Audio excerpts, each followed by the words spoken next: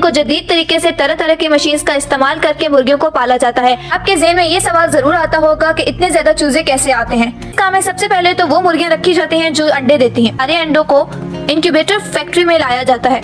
पहले तो उनको कन्वेनियर बेल्ट पर डाला जाता है। ये स्कैनर बताता है कि कौन से अंडे ठीक हैं और कौन से अंडे खराब हैं। इसके बाद ये अच्छे अंडों को प्लास्टिक की टोकरियों में भर कर देती है और इस तरह 10-10 टोकरियों को रखा जाता है। इंक्यूबेटर चैम्बर में ले जाया जाता है। यहाँ इन टोकरियों को 21 दिन तक रख दिया जाता है। बच्चे खुद ही अंडा फोड़कर बाहर निकल आते हैं और यहाँ मुर्गी और मुर्गे को अलग कर दिया जाता है। इसके बाद इनको इकट्ठा करके ट्रांसपोर्टेशन के लिए पोल्ट्री फार्म में भेज दिया जाता है और वहाँ पर इनको खुला छोड़ दिया जाता है। हर मुर्गी साल में तकरीबन 300 अंडे देती है। यहाँ पर सारे अंडे इकट्ठे हो जाते हैं और यहाँ ये ऑटोमेटिक मशीन इनको एहतियात से उठा ट्रे में भरती जाती है। आगे हम बात करें मुर्गों की, तो उनको 2 महीने के लिए हार्वेस्टिंग के लिए फैक्ट्री में भेज दिया जाता है। इस मुर्गे के पीस को स्टैंड पर लगा दिया जाता है, जहाँ पर कुछ वर्कर्स इसको मुख्तलिफ पीसेस में काट देते हैं और इस तरह गोश्त की इतनी बड़ी जरूरत को पूरा किया जाता है।